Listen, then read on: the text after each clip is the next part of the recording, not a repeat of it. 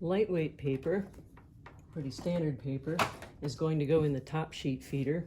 And there's a slidey thing over here. So put your paper all the way to the right with the printable side up. And then push in to open the tray. That'll catch your print when it comes out. On, off is pretty obviously right there.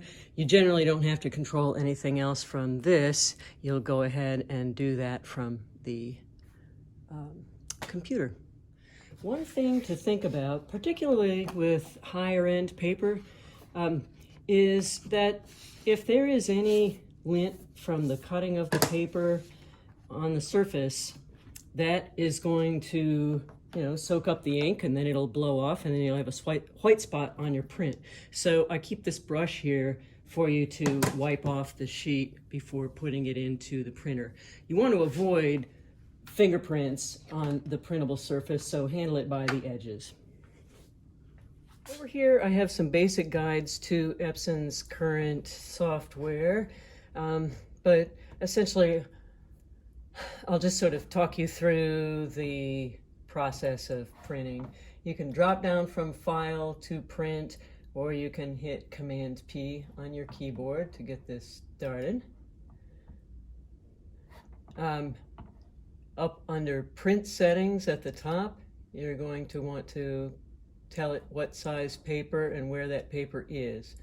So that is this confusing big thing, letter size, and the first option is going to give us 11 by 14, or excuse me, 8.5 by 11, and it's going to feed it through the standard top feed. If you notice, there are other things, like if you were using some sort of really thick paper that would not work in that top feed, such as heavy fine art or watercolor paper, then you would need to choose the front feed. But most of your sort of standard weight papers, we're just going to choose that. Then we're going to toggle from layout down to printer settings, and we're going to choose whatever media type we have right here. Under photo paper, you're going to see all the varieties that use glossy black ink.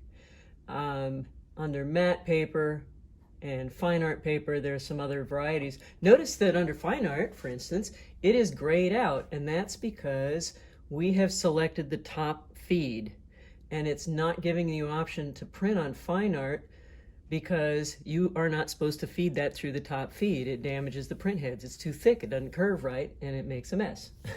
So they won't even let you do it. Hopefully that's your chance to go back and go, oh yeah. So for now, I'm going to be printing on the ever popular Epson semi-gloss. So I'm going to choose that right here. And if you want the most neutral black and white that you can get, under print mode, choose advanced black and white photo. This works even if it's an RGB file.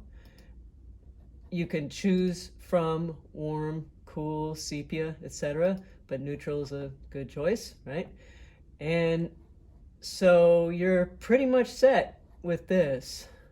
Under advanced color settings, if you found that it was looking a little bit too magenta, which honestly sometimes it has been, we could shift this point over and maybe down a little bit, sort of going toward this direction of green and away. Well, that's more away from red. Let me move that thing up again. But you can see how you can move that around a little bit. So that gives you a little finer control. Now, look at your preview. What did I forget to do? Resize my file. All this work is not going to waste. Just click done for now, and oh yeah, I was trying to make a picture on 8.5 by 11 paper, and the image is much bigger, so here's a reminder of how to do that. Under resample, I'm going to tell it to be 9 inches tall at 360, and Click OK. That's downsampling. Command 0 on the keyboard brings it back to a full-size preview. So now we're ready to print.